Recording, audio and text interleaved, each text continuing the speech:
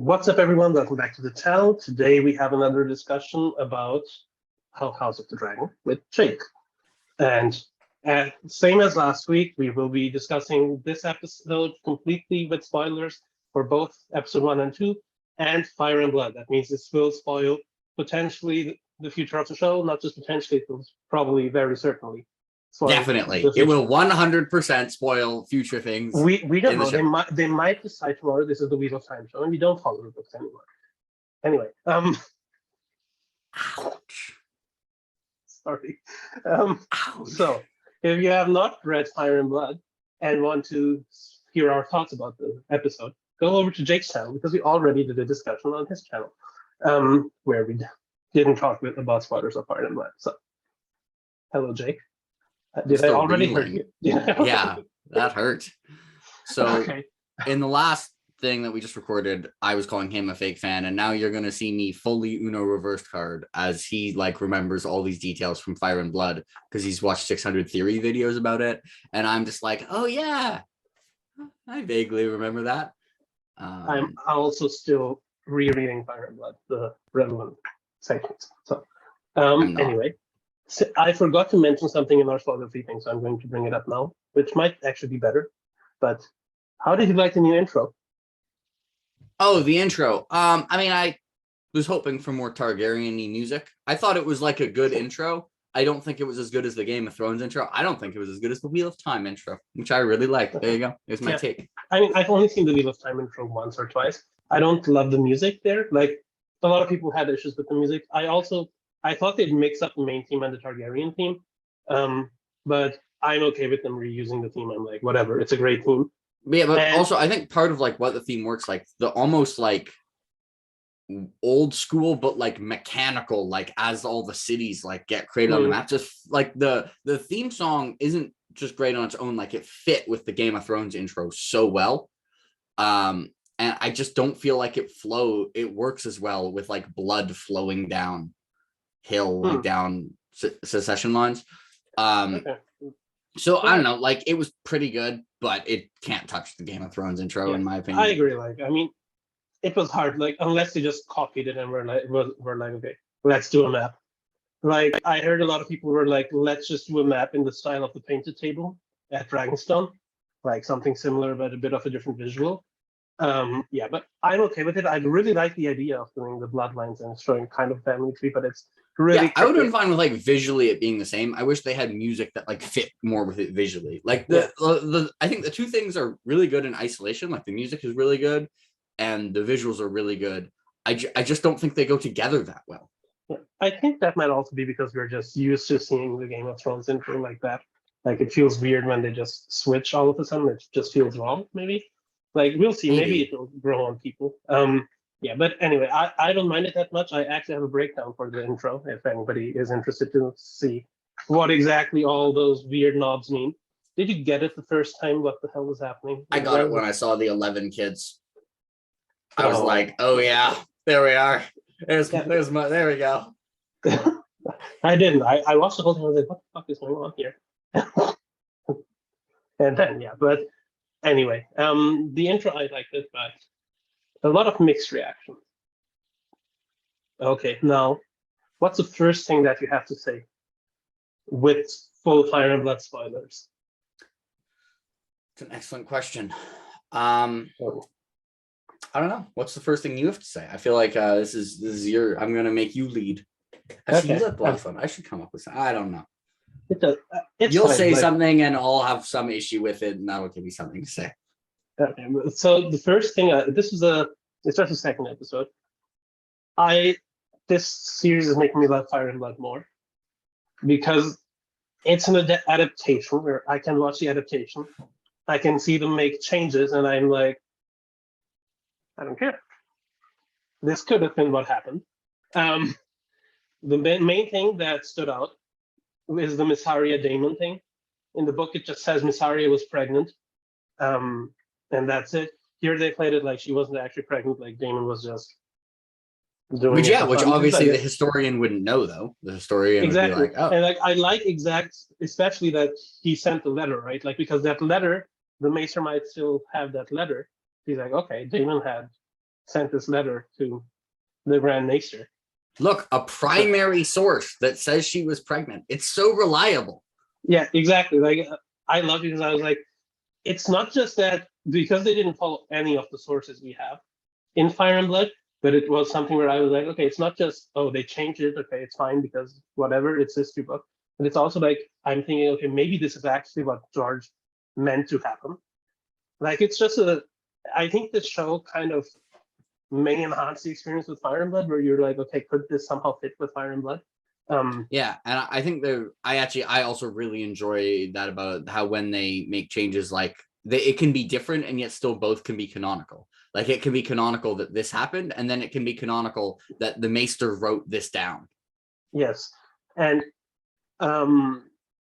yeah, and I think the way Ryan Condal, like the showrunner, how he said it is like they're like complements to each other, and I think that's a really good word for it because it's like, yeah, they're not confirming just like, okay, Mushroom was right or the Septon was right. They're like doing their own thing, and it's like one of the first adaptations where I feel like people are like, okay, do your own thing. Like people aren't being like, no, this isn't what it said. Like, Yeah. can you imagine if at any other adaptation, like they made such a huge difference, like she isn't pregnant, and like because it isn't just that she's pregnant, right? It's like she has a miscarriage, and that thing colors Viserys and Damien's relationship forever. That's what the book says. So yeah, I just love that aspect of it, and just the Mysaria thing really made me realize that, like, okay, I can watch this like without having to be like, oh, why are you changing stuff? Yeah, I can watch it without being like, oh, why are you changing stuff? Because I forgot the dragons of Fire and Blood. It's I like that. Real fan. He's a real fan. We established this. Yeah, we established that I'm the real fan and he's the fake fan. So ignore this conversation or that I didn't know where the stepstones were.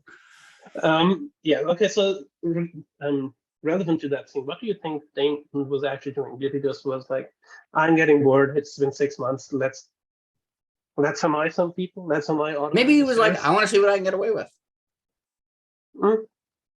Yeah, I was like, because it's something like it's Damon. Damon would do something like this. Like it's in line with his book character. He's like, what the hell? Let's just annoy. Yeah, the great thing is we don't have to worry about like if someone was criticizing this, being like Damon's actions aren't logical. Like it'd be like that's fine. That's in character. They shouldn't be. The criticism should be if Damon's actions are like completely logical. We should be like, I don't know, this isn't in character. Like what's going on? It's like this feels wrong. I was thinking about the logistics of this thing. So Damon was sitting on Dragonstone for 6 months, supposedly. So he just sneaked back into King's Landing, went into the dragon pit, stole an egg, escaped, just to give it back.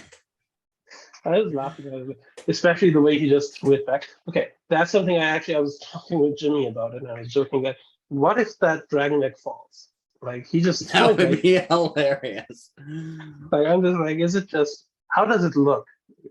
Can you make fried eggs with a dragon egg? That's my question. How would you crack the egg? If it, I mean, maybe if it cracks, what comes in? Assuming you can crack. This isn't you probably can then. Yeah, I was just like, maybe that's something for the cannibal to try out. Yeah, you probably can. I don't see why not.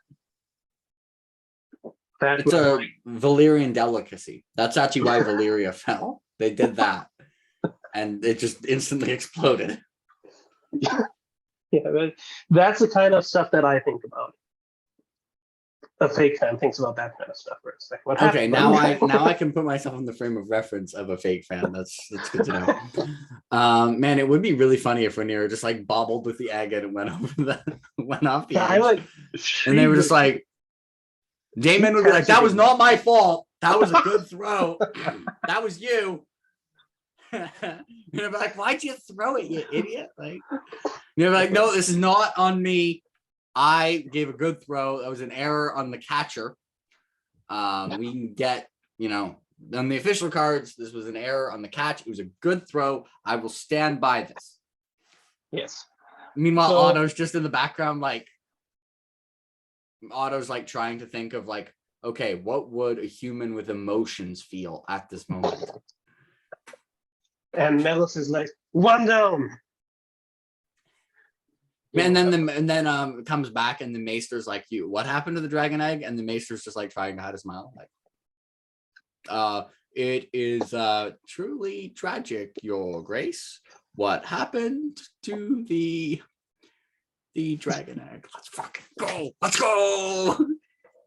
Okay, so a few nerd things. I'm not. Let's see if you figure this out. So Great. This is what we're doing. Let's see if you figure this out. Okay. All right. Okay, brain. Let's get some warm up. 80% sure you won't. So that dragon keeper, he said that that egg is from a specific dragon. Did you notice that? Yeah, it was Dreamfire's dragon. It was Dreamfire. Remember, like, what the relevance of Dreamfire is in the book? Wasn't she like the best flyer? I don't remember. Okay, I meant like. I remember her being mentioned, but I don't remember what made her like completely. So, you remember Alyssa? Prettiest? Was she like the most visually stunning? Yeah, she's like the blue queen, like the nice blue. She was Rhaena's dragon, and then later in the Dance of the Dragon, she's Helena's dragon. She's also the dragon that tragically dies in the dragon pit, trying to escape through the dome. But she's also probably the dragon that gave birth to the eggs that Daenerys ends up getting. Oh, yeah, there's no chance I was figuring that out. So your 80% was generous. Wow. So do you remember Alyssa Harmon from the book? No? Who? Alyssa Harmon. Like, so there is this whole story with Rhaena, who was Jaehaerys' sister, and she has her girlfriend, who's Alyssa Harmon. Oh, okay, never mind. I do remember. And she steals like 3 eggs and sells them to the Sea Lord of Bravos, and then buys a ship basically for those 3 eggs. Which, by the way, horrible deal. You sold 3 dragon eggs and you got 1 ship. Like dragon egg. Maybe it was more than 1 ship. Maybe I misremember. Maybe it was more than 1 ship. But like her whole thing was she's bad at bargaining. Right. Maybe she's like, I need a ship. I have 3 dragon eggs, and the person selling the ship was just like, and they're like, yeah. I need a ship, and the person was just like, okay, sure. There's the ship. Take anyone you want. Goes home. His wife's like, "Oh, how was today, honey?" It's like, someone offered me 3 dragon eggs for a ship. And he was like, "Are you sure they're real?" He's like, "I'm fairly confident." Anyway, that's what probably happened. So that's what happened. And this canonically tells us that Alyssa Harmon was not as smart as Daenerys, because Daenerys has the same offer in the books, where you don't remember this stuff. When she was offered, like they offered dragon for Unsullied. Yeah, I remember that. That's one thing, but like she was also the Zerozo Daxos, the guy in Car. Oh yeah, in Car. Yeah. He's like, what did he say? Like, give me a dragon and I'll give you like a few ships or something, like 30 ships. And she's like, no, I'll give you a dragon if you give me 1/3 of all the ships in the world. Because I have 3. There are 3 dragons in the world. So mathematically, this is how it goes. That's a more fair deal, to be honest. like you can arguably conquer an entire kingdom with 1 dragon if it's fully grown. Like 3 ships is a lot more useful economically, but like that's a lot more fair than 3 dragon eggs for 1 ship. Like the exchange ratio, like dragon interest rates or inflation, deflation. Through the roof. The state of the dragon egg economy is in shambles by the time of A Clash of Kings. Anyway, so since we're already on the dragon egg thing, I'm just going to go deeper down. So surely people are interested in this random thing. I'm 100%. Yeah. So do you think we'll see this egg again? Yes. Okay. Chekhov's dragon egg. That's the expression, right? Do you have a suspicion which dragon might have from that egg? I don't have an answer. This is just theorizing. Like I don't know which dragon will have from that egg. I'm just asking. I don't know. Yeah. So I was wondering. Wait, was it a black egg? Could it be? I don't know. Could it be Drogon? No, like those eggs are already gone. those Okay. eggs are already in Bravos. Oh yeah, I don't yeah. I don't think it's Yeah. like. So basically, in the episode, they said that it was the same egg that Rhaenyra chose for Viserys' son, right? Yeah. I'm wondering if that's going to be the egg that will end up being Sunfire, like Aegon the Second's dragon. Maybe. Like, I mean, I don't know. Could be. just There's theorizing. a lot of dragons in the. It's probably gonna die. I can tell you that. I mean, maybe. Well, Sunfire dies, yes. But maybe Well, Rhaenyra will be. they all die. Maybe Rhaenyra will. I should have let that egg drop. I could have killed Sunfire. So, Later, be like, damn it, Damon, why didn't you throw it worse? I would be fine with that. But I mean, She'd blame Damon. She wouldn't be like, I should have dropped it. She'd be like, why didn't you throw it? In both scenarios, if she drops it, she blames Damon. If she catches it, she blames Damon. Okay, so do you have anything else on the dragon? On the dragon egg? Yes. I'm joking. I was not meaning to go into this at all. No, I don't think I do, but I think this is the content people are here for. I think when they're like, House of the Dragon episode 2, this is not what I had written down. I actually wanted to talk about Saria. Okay, go. What do you want to talk about? But I want to ask, like, do you like? So it seems like you're changing her character a bit, right? Or do you get that? I remember her character from Fire and Blood. Was she even a character? I thought she was a person who was basically just a name in Fire and Blood. So she's basically. Okay, I need to remember like what's the theory and what's up. She's with Daemon, and she's supposed to like. People say that maybe she has some magical powers or something because she's from the East, but that might just be racism. Yes, ethnic racism. Like racism is the wrong word, but like whatever. But what she does is basically Daemon gets her pregnant, and then, but she still has to give the egg back and sends her back to Lys. But then she later comes back and becomes a mistress of whisperers for Rhaenyra and Daemon. And she's basically, this is so much endgame stuff. Like, she basically tells Rhaenyra that, like, basically nettles kill that. Should we talk about this or should we just skip this? I feel like, you remember nettles? I think so. Like, I'm remembering like the Master of Whispers during Rhaenyra's reign. Yeah. And I remember. Okay, that's kind of cool. I'd forgot it was the same person. I'm now looking forward to that. And like, there is also the theory that she's responsible for setting up Blood and Cheese. That maybe she just never went to, because it seems like Daemon still has a reference point with the gold cloaks, even though he's not in the city. And she's supposed to have magic, that maybe like they have some kind of way to communicate. And she's the one who set up Blood and Cheese. So that's the theory, the Blood and Cheese thing, I think. I don't think that's actually in the book. But we'll probably find out. Yeah, so I would like if they did that. Like, that would be a neat thing. But it just seems like they're making the character a bit bigger. Like, it doesn't seem like she will leave for Lys now. Like, she's still there. He didn't send her away. So I'm just wondering what her role will be. Like, I mean, he still could send her away. But. Yeah, but I think that's probably something where the historians just don't know, right? Because especially in this case, it's like, okay, Daemon said he would have a kid. I assume they thought she had a miscarriage because there was never a kid. So they just assume, okay, the kid died, whatever. But and then it's like Daemon's wife never showed up. Let's ask him, what did he say? Send her to Lys. Daemon, and meanwhile, like, she's just chilling at Dragonstone. Like, yeah, or like going back to King's Landing, and like, especially once the war actually breaks out, she might actually be the reason, like, how they know what's happening, like, in the city, right? Oh, that's plausible. Yeah, so I think she might have more of that kind of a role. But I'm also wondering if they'll just not do the magic thing, because again, that's just a speculation on the Maester's part. But I was expecting them to go into the magic direction with her, but it doesn't seem like she has anything like that up to this point.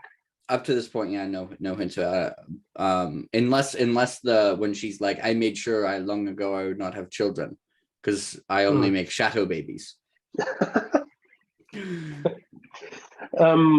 And yeah, because it's funny because there was this promo image of her like a few months ago when people when there were no trailers, there were just images of people, and she was wearing a cloak, and people were like, "Oh, that looks like it's a weirwood cloak. Like it had, like, it looks like a tree." And people were like, "Oh, they're going into the magic direction." So I don't know if there's a fandom more than the A Song of Ice and Fire fandom that hurts its back more often with the reaches they make. I mean, this is semi-canonical. That she's like, no offense, magic. guys, but like, you know, it's true. Bran is the Night King. Of course he is. Canonically. But I thought Rhaegar was the Night King. He is also the Night King. Everyone is actually everyone else in. That's how it works. Yes. This story is actually about one person. Okay. It's all Bloodraven. Everyone is Bloodraven. See, that's actually positive. I was trying to think of who in my head could I pick where Sheikh is actually like, you might be onto something. No, none of it. That's not plausible at all. Okay. Why not? No, not everyone, because that would be stupid. If Bran George isn't going to write something that dumb. If Bran can go into Hodor and Bloodraven is the original Bran, why not? That doesn't mean he can possess everyone on the planet. It doesn't mean it, but it could mean it. That's why.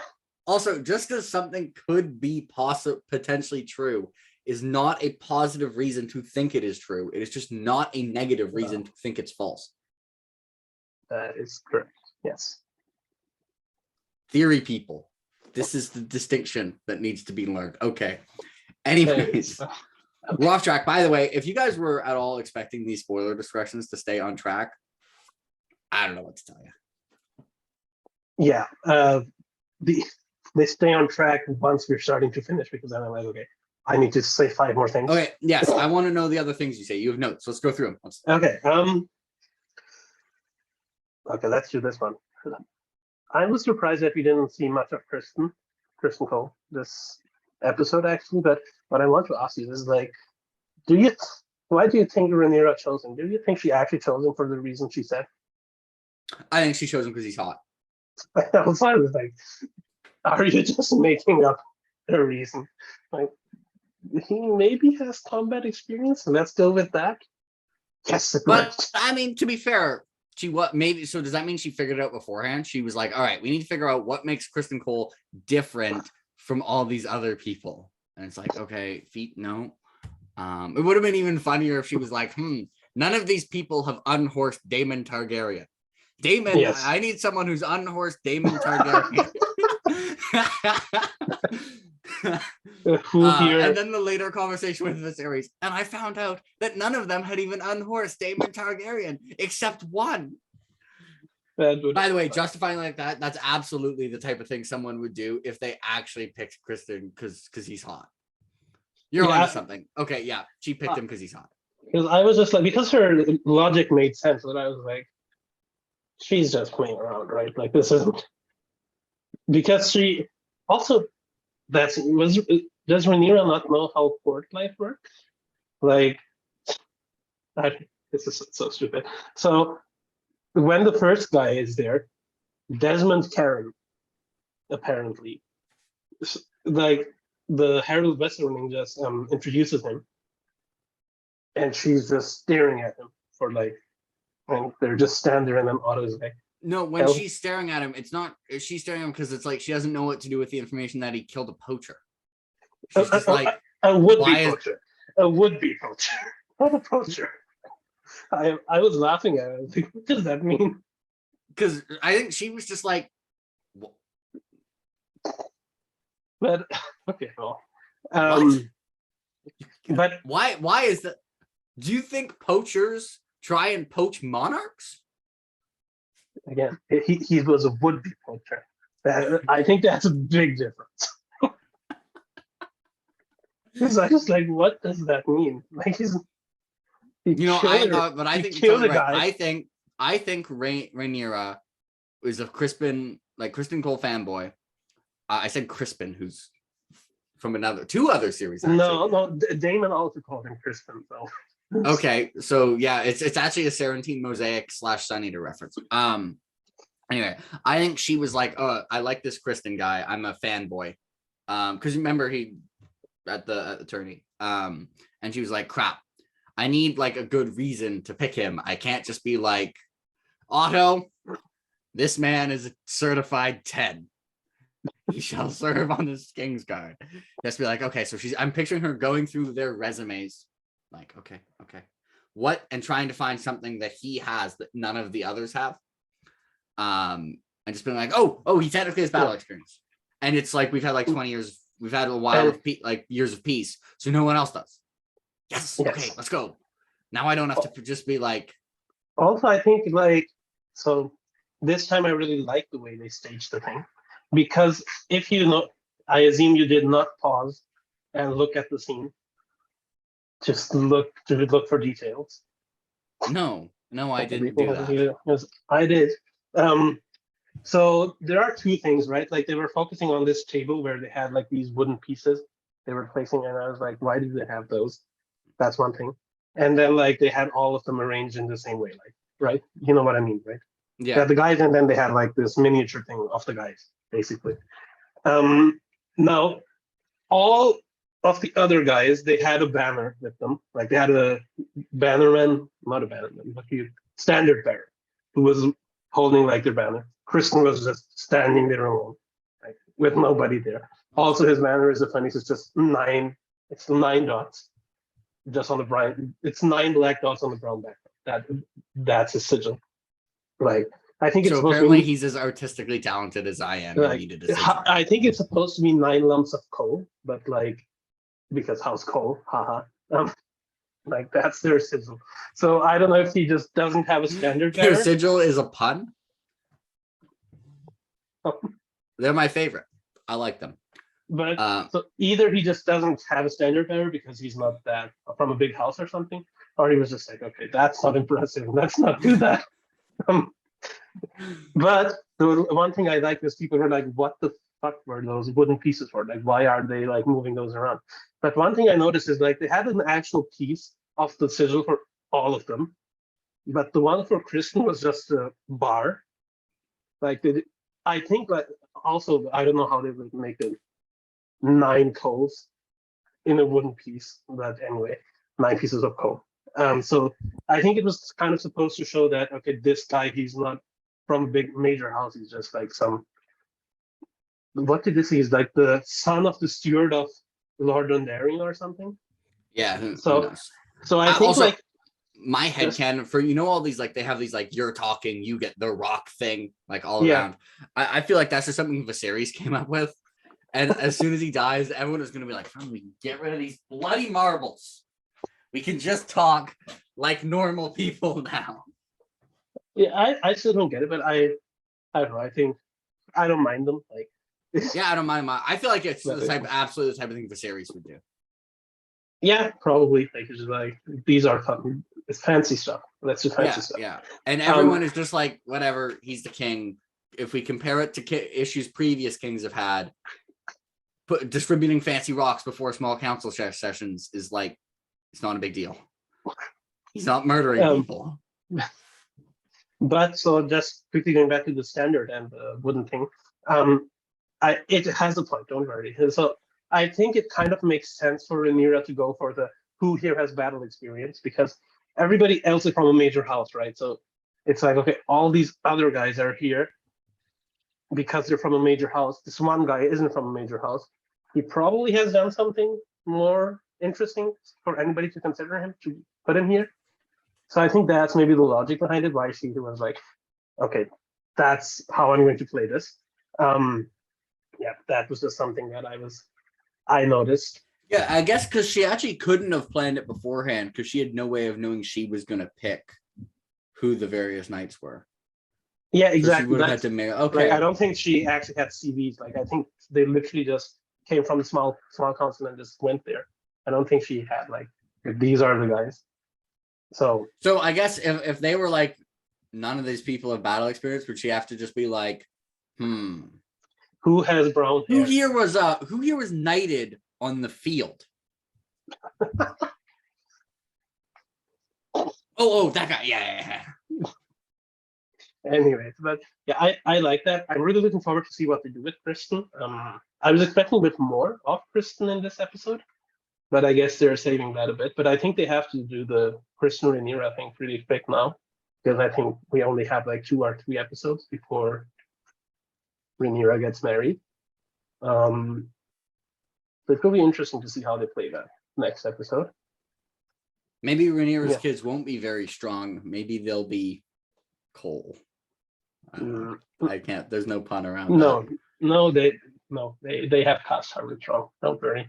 We'll get the We'll get the children are very strong speech. Yes, we will get that. Like, just Aemond says that. Is it Aemond or is it Aegon? I don't Actually, remember. I have a question.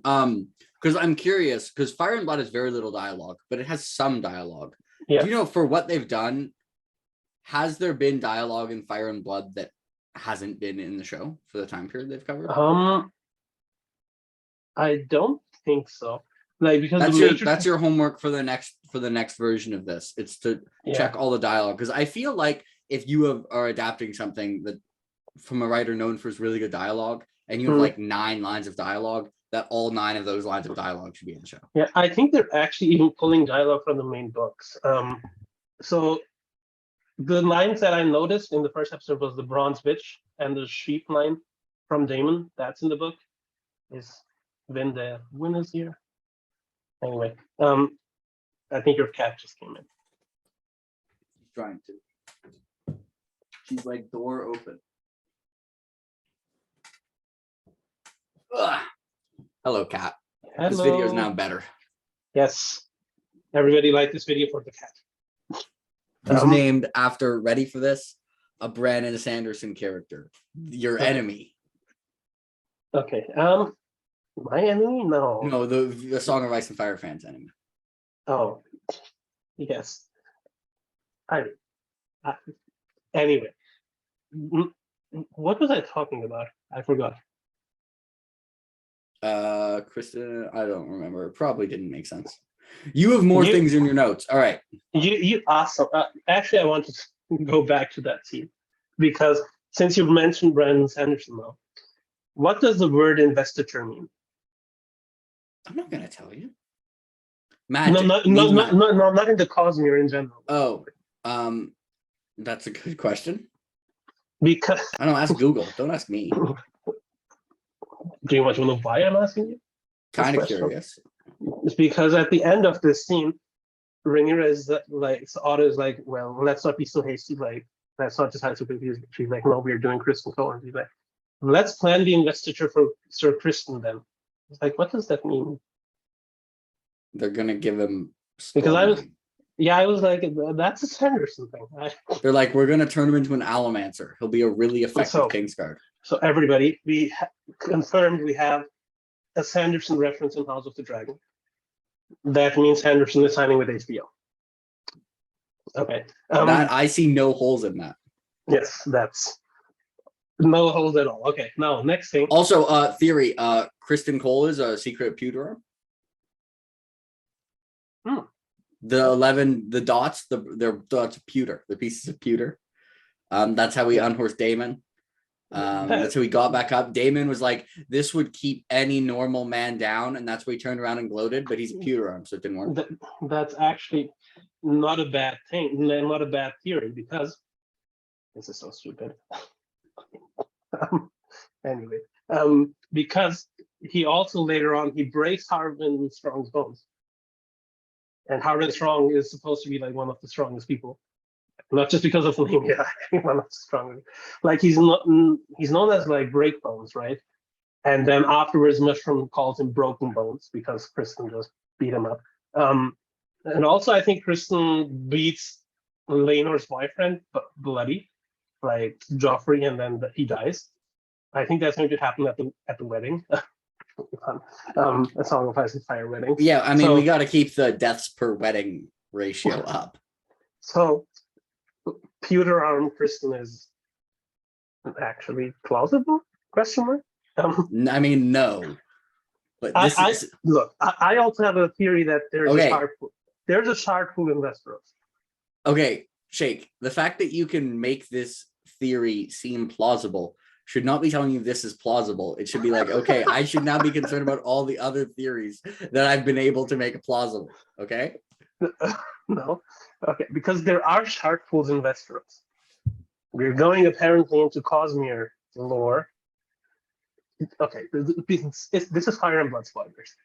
Jake, what do you think happened with Daemon after the fight with Aemon? When Daemon dies, Daemon's body just disappears. We find Aemon's body. We find the two dragons, but Daemon isn't there anymore. What happened with Daemon?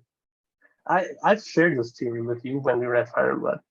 You made fun And of it me was back then. stupid. No, he didn't end up in There's a shark pool at the bottom of the God's Eye. And he world hopped, and we will see him. He's hype, whatever. Okay, let's move on. Sorry, people. I'm the fake fan. I'm the Sanderson super fan now because I'm looking for shark pools in Westeros. Yes, you are.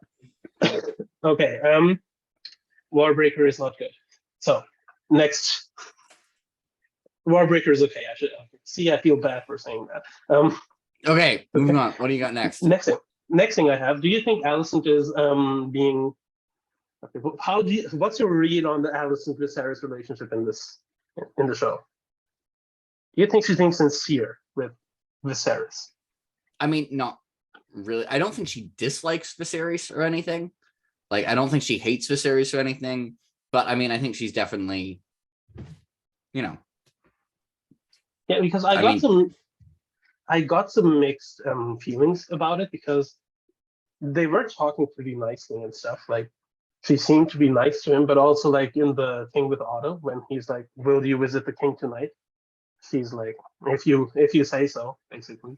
Yeah, I mean, I think she's just kind of like, I don't think she actually thinks like Viserys is the best dude ever, but I don't think she like hates Viserys. I think she kind of, somewhat neutral. Yeah, but I don't think she's being sincere. Like, I think she's playing it up a little bit, right? Yeah, I have to imagine that, but also like so. Okay, let's go in the. She mended that dragon, right? Like She did. Which is a nice thing to do, which might again be like, she's like, okay, my father wants me to marry this guy, let's be nice to him. That might also just be a nice thing to do, right? Like, maybe it could be both. Doesn't have to be Yeah. one reason why we do things. We do things. Yeah, for exactly. multiple Like, reasons. I was trying to like read her, but I think like the actress did a really good job of making it actually look conflicted. Like, I don't think she's 100% into it, but I also don't think she's like super against it. Like Yeah, in and I the mean, books, for the dragon thing, like people don't do things for one reason. It's causal Yeah. overdetermination. Come on. yeah, that's true. But like, I'm trying to get a read on what her character is, and like, she's doing a good job of not being clear. I think again we'll see Yeah, well, I better. mean, we'll definitely see more from Alicent in the future. Yes, so but I like how they play it, because it's like it's Man, the I blood don't and know. because I like Alicent, the blood and cheese thing is going to be rough Mm, on the show. Just randomly occurred to me, like, this is who the blooded. I somehow I knew blood and cheese was going to happen. I knew it happened to like Alicent and her kids, and it just occurred to me like her grandkids. grandkids. Yeah, that's going to Yeah. be not a fun scene. That I'm wondering how they'll do that. Like, they can't show them beheading a kid, right? Right?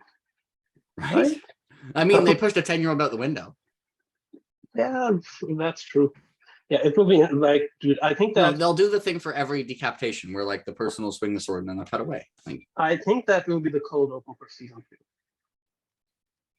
I think. plausible. Yeah, that's kind of my either the first scene of season 2 or the last scene of the first episode of season 2, because I think, and that's going to be like, I don't know if it's going to be a Red Wedding level, because I think with Red Wedding we were like super invested in the characters already, and it was like shocking that they would kill those particular people. But in terms of like actually traumatizing events, like, it might be worse. Yeah, it's gonna. I think it'll be pretty bad, but not Red Yeah. Wedding level shocking. Yeah, like, but it will be a big 1-2 punch. Like, you'll get Storm's End, where Aemon is just going to wreck Lucerys, and then we'll get like in the next episode basically the blood and cheese thing, because those happen back to back in the book. So it's like, Yeah, yeah, I think that will be interesting to see how the mainstream reacts. I'm gonna enjoy watching other people or watch that. Yes, that will be fun. I'm already looking forward to the like reaction videos online. I've watched a lot of Red Wedding reaction videos online. I watched a Red Wedding reaction video in person when I watched the Red Wedding. Oh, did you watch it with their parents or with family? Yeah, and none of them knew it was gonna happen, and I was just waiting. Yeah. Like, I actually had it recently. Like, I wasn't in the room, but like my roommate was watching it, and I didn't want to be like, "Hey, let me watch it with you," because he was be like, "Something's happening." No, you could just be like, "Oh, I like this episode. I'll sit down and watch it. It's like one of my favorite shows." Yeah, but I was like, "Let's not." You missed out. Give him anything. But I mean, I literally knew when it was going to happen, and like he messaged me immediately. But I had someone who was reading A Storm of Swords, and I kept being like, "What chapter are you on? What chapter are you on?" And he's like, "What's happening?" And then I knew his next chapter was the Red Wedding, and he was on lunch break, and he's like, "I think I'm gonna go read a chapter of A Storm of Swords." And I was just like, and he came back from his lunch break, and he was just like, "What the ever loving crap?" And I was just like, so that was funny. Yes. Okay. Viserys and Alicent. One thing I like is a small thing. Viserys drops the stone dragon. Symbolism. Viserys breaking the realm into two by being stupid. Basically. And the other thing Alicent picks up the pieces and mends it. That's where it kind of falls apart, this whole symbolism thing, because Alicent didn't really. Alicent does not mend the things, no. So I was like, maybe I'm reading into things. Okay.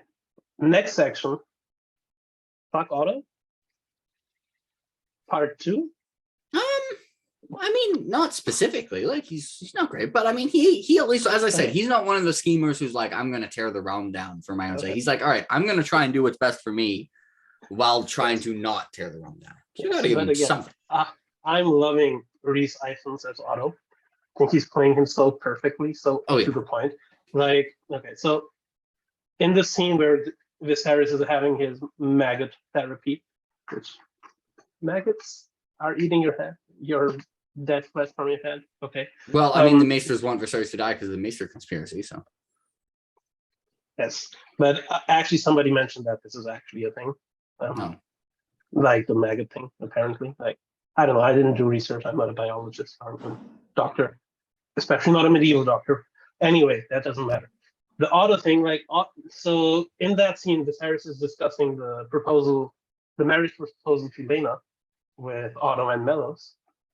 And Otto says, Lord Corlys has overreached, Your Grace. Like, fuck you. You snake. So, you know why this stood out to me? Why? Because I think it's a reference to the book. Maybe, I think they're putting that in. So, in the book, when Alicent marries Viserys, there is a line in the book where it says lots of lords were like, people were saying that the hand had overreached. And I was like, oh. And now Otto's doing the same thing as Corlys is, right? Like he's just doing a bit more. In his defense, he's doing it better. He's doing it better. But also, he's the one who's overreaching because the Velaryons are actually like have blood ties with the Targaryens. Like this isn't I mean, Hightower is still one of the like main houses. All right. I feels weird. I feels weird siding against my boy Corlys. But Corlys is doing like the peer pressure, like you should marry my daughter. If you don't, you're gonna show the entire realm that you're weak. Which, by the way, how does marrying Laena solve the stepson issue? They were unrelated. I was like, "What are you doing, Carlos?" Like, actually, Viserys falls for it. Like, Viserys would fall for it. I had the exact same thing that he just said. Like, he's like. Also, by the way, we're just gonna be like, you paint such a bad issue of your reign. This is Pax Westeros. Like, it's the best time to live in Westeros. As long as you die before Viserys dies. And you don't care about any of your heirs. Yes, but in terms of the like day now, Viserys dies, you have to die. The day Viserys dies, you have to die. Yes. Yeah. Dude, that's going to be such a shit show. But anyway, yeah. So it's like Corlys is really doing the like trying to like peer pressure him into marrying. While Otto, is is doing it a little more like trying to be like, all right, we're gonna make a play. If it works, then Viserys is gonna think like it was his idea. So I think Otto did it a lot smarter. Yeah. Granted, like And what he was there Corlys first. did, like that wouldn't work with 12-year-old. I hope. Yeah. Because Yeah, Viserys would be like, you're 12. What's going on? What is this? Yeah, but also like that Corlys scene was just funny to me because he's like, so he had a good line and he's like, to elude a storm, you can either sail into it or around it, but you must never evade its coming.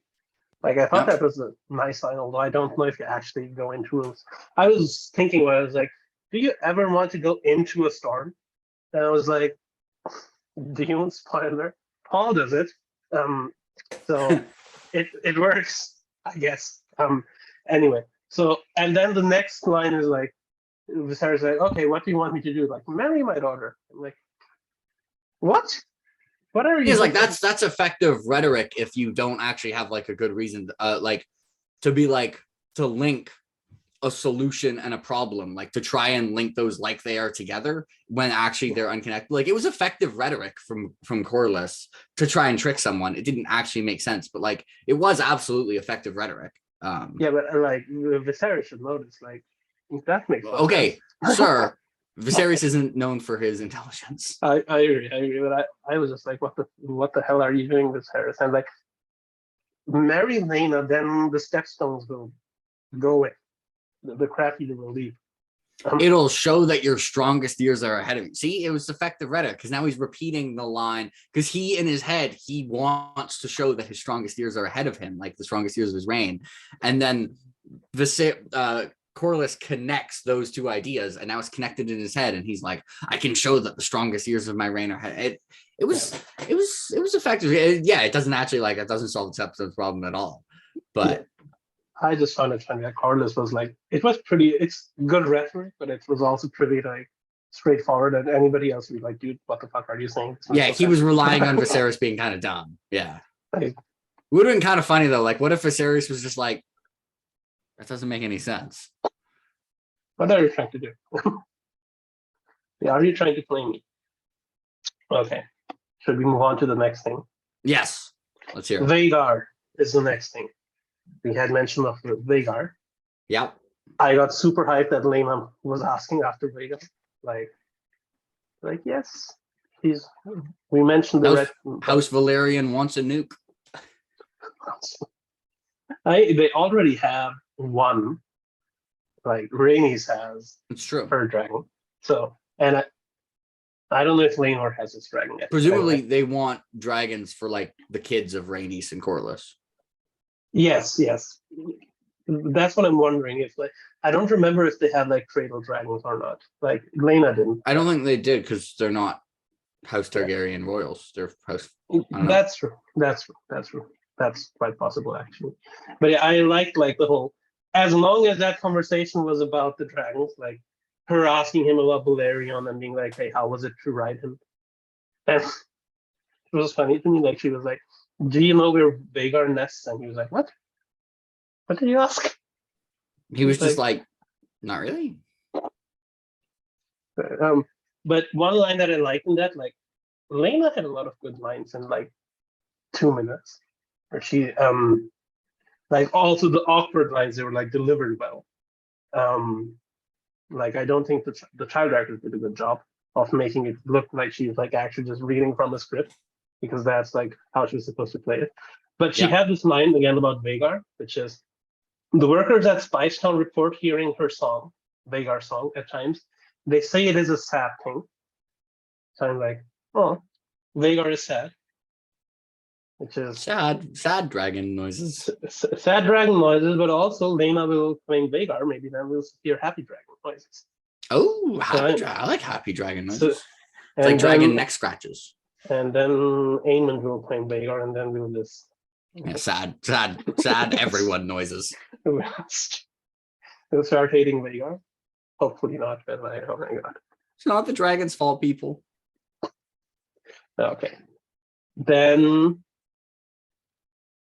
one more thing about Alicent, because a lot of this episode, quickly, was Viserys going to people and being like, so what about marrying Laena?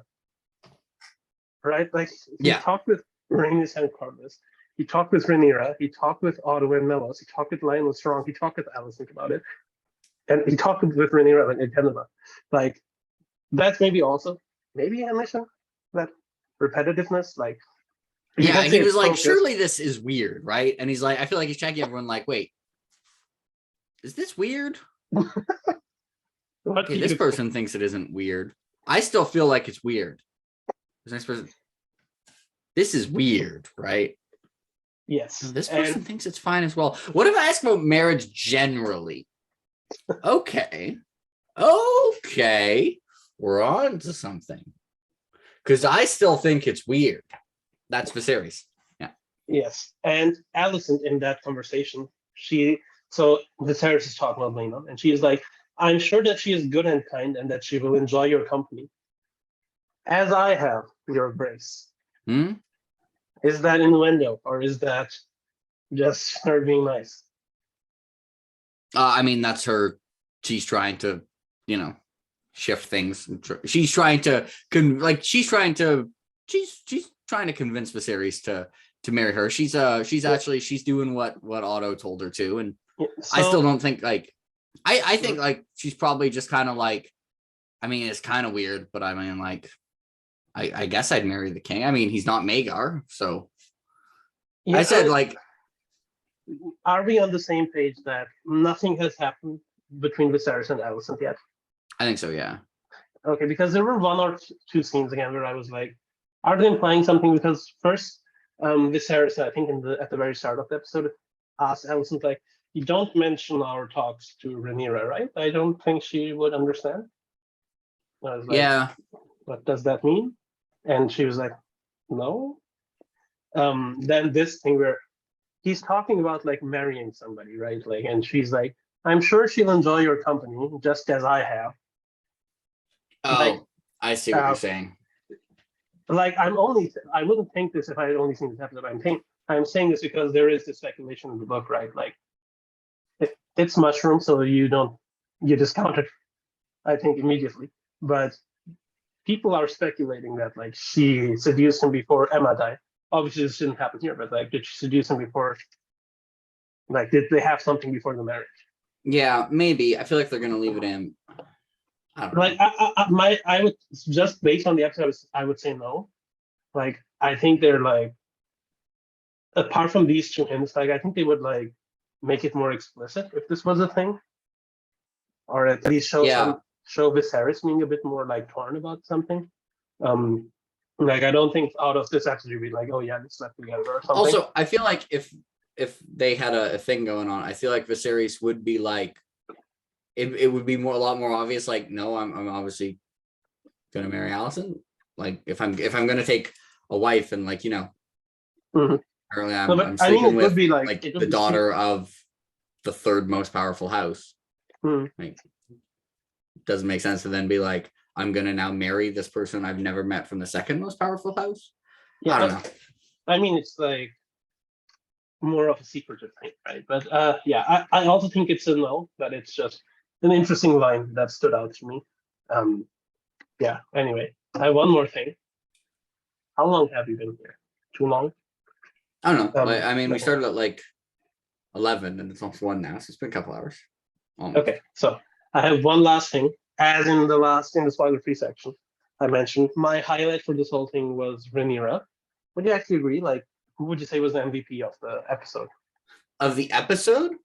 Yeah, just this episode. I mean, Like I really like Corlys because he had the scene with Okay. Daemon and the stuff. Corlys or Rhaenyra, like those two. Yeah, you Everyone have was a bit. good. Everyone was Like, good. Viserys yes. was good. Alicent was good. There Otto was is good. Daemon there was is good. no bad, like everybody's doing their performances extremely well, like just in general. But I think this episode especially, I think like Rhaenyra was very good because it was a lot about her getting used to being the heir and like seeing that people actually probably won't accept her as heir. Yeah. Like, and I think that will just get worse in the next episode. Like next episode, we've seen in the preview that Aegon is already born in the next episode. Yeah. I think and actually like we saw a scene with Otto saying that like Aegon will be king, right? So Yeah. the full scheming with Aegon starts next episode. So I think that will be even more of a plot point. But I think like Rhaenyra in general was like very, very well done, like the I way, agree. and also well acted. But since you're the biggest Rhaenyra fan ever, Well, she's gonna have we do a as little what corruption arc. as was on our my thumbnail last week, I think I had you as Team Rhaenyra. So Rhaenyra has two very interesting lines in this episode. One of them is actually in both of them are partially in the trailer, but I just want to highlight them. So Rhaenyra in the scene with Rhaenys. When I'm queen, I will create a new order. That's one we've seen in the trailer. I mean, Rhaenyra is obviously parallels to Daenerys. I mean, it's going the same way. Like, well, she starts looking all like good, and then we do a little corruption arc. Yeah. Except it's probably going to actually be good. Put a pin in that. That's also one. We can talk about that. Another line, same way. She's talking with Viserys here at the end, where Viserys is like, I have to like marry, and she's like, you are the king, and your first duty is to the realm, which kind of already shows that at this point, Rhaenyra does seem to, at least in terms of the ideology, I guess she's portraying, seems to have like positive values as a ruler. Yeah. Seems to. I mean, she's gonna like the bad things are gonna kind of drive her to be not as nice. I hope they do that arc well, because as you said, I am afraid that people will be like, okay, she's going the same path as Daenerys. Yeah, I'm kind of afraid people are going to be like, we already did this. It sucked. Like, do you not have other character arcs for strong female Targaryen characters? Like, which obviously like there are other ones like, but it's kind of, it could kind of be a bit unfortunate that like the protagonist of this show, which is probably Rhaenyra, does have a somewhat similar arc to Daenerys, but because I don't want people to be like, oh, is this George's character arc but it isn't, obviously. He's got a lot of them. Yeah, it's just like this. I'm already like from a general audience, because I'm following a bit like what people are saying. A lot of people are being like, okay, like she's the Daenerys of this series. And I'm like, oh no, don't do this. You'll be annoyed. I mean, the parallels are pretty obvious. People are going to point it out, right? Like, she is the Daenerys of this.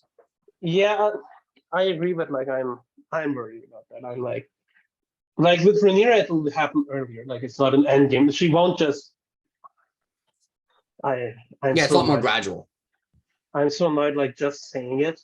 Like she won't just kill all the civilians after winning. Yeah. I mean, her problems is she has a lot of legitimate grievances, and she just can't set those aside to like actually be a good ruler. Yes, exactly.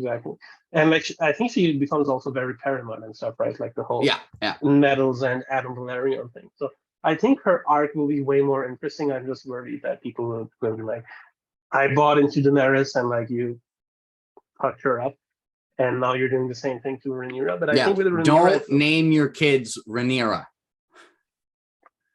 I think people were actually like on Twitter like, don't name your kids after Targaryens off this show. Don't do it. Actually, don't name your kids after any Fire and Blood character. Any character in House of the Dragon. Yeah. You want to name your kid after a Targaryen, Alysanne or Jaehaerys, okay? Yeah. Alysanne or Jaehaerys. Jaehaerys is probably also like. Is Jaehaerys 2 a good king? Doesn't matter. Jaehaerys 2, I mean, he's the goat hand of the king. Like, he kept things together while... That's Viserys 2. Oh, yeah. No, Jaehaerys 2 is one of the ones that all we have is World of Ice and Fire. Yeah. And it's just kind of like he was pretty good, I guess. Yeah, like he's the Mad King's father. So but I think he was pretty good. It's just we don't know almost anything about him. But the stuff we have is positive. Yeah. Okay, yeah. I mean, I haven't read the World of Ice and Fire. He was he was good. You could there are all the Jaehaeryses are at least good. Okay. And Jon is maybe a Jaehaerys in the show. In the book. Oh yeah. Or Alysanne, just saying. What? Alysanne the Good Queen. That'd be a good name. Oh, for Jon. No, just anyways, whatever. Don't name children after George R. R. Martin characters. It's a bad idea. That probably, like, what would be the closest thing that you wouldn't let? Arya, maybe? But even Arya is going down the path of questionable. Yeah. What were we talking about before this? Rhaenyra. Yeah. Yes. So, yeah, I think we just kind of covered it, right? Like, I think I'm liking her character so far. I'm worried about what we'll see, what will happen. One positive thing is, like, I think we'll already see her in a more gray zone next episode. And I mean, I think like obviously when it was shown when she was like, "We have dragons, father," it's kind of like, see, she's taking after you, but also like her first instinct when there's a problem is fire. Like, that should be a little bit concerning. Also, she picked a Kingsguard based on him being hot. That's how we. Do you think it was clear in the episode? Like, we know we have more. No. I when you said it, I was like, holy crap, that's what happened. Yeah, but because she was like super nice to him as well, like, right? Like the other two, she was just like standing there being like, and then when Kristen comes ahead, she's like, "Good day to you, Sir Kristen." Like, yes. Come on, anyway, that's not how you do your job. You're the all right. I think this has been an episode. I need some lunch. We cannot do hour and a half, like hour plus things for every episode. It's too long. So we can do this on your account again. So we have a time limit. I warned you, we don't have a time. Yes, the line must be drawn here. This far, no further. Okay, that's cool. Okay. Any hopes for next episode, just quickly? Well, I mean, next episode sounds sick because it's like it's got the political like things ramping up with like the conflict between Alysanne and Rhaenyra and the battle in the Stepstones. So my hope for the next episode is that it's sick, which it absolutely should be. Like it has. I think it's going to be fantastic. I'm so looking forward to the Alysanne Rhaenyra interactions now. Because right now, I think a lot of people there are a couple of people who aren't on board. It's like, oh, it's just all politically in King's Landing. And I think the next episode is really when we're going to leave King's Landing a lot and start being like, okay, no, this entire show isn't going to be politically in King's Landing. Like, yes, that's true. Yeah, but for me, the main thing, like the heart of the show will be Alysanne and Rhaenyra and their relationship, because they built it up, right? Like the friendship thing seems like it's over. Like the way Rhaenyra looked at Alysanne at the end sounded looked very much like, fucking betrayed me. What are you doing? So yeah, I'm looking forward to see what they do with that. And very last question: are you hyped for Rings of Power? Wary. I'm not gonna decide. Like I've been saying, people ask me like, "Oh, do you think it's gonna be good?" I'm not deciding until I've watched it.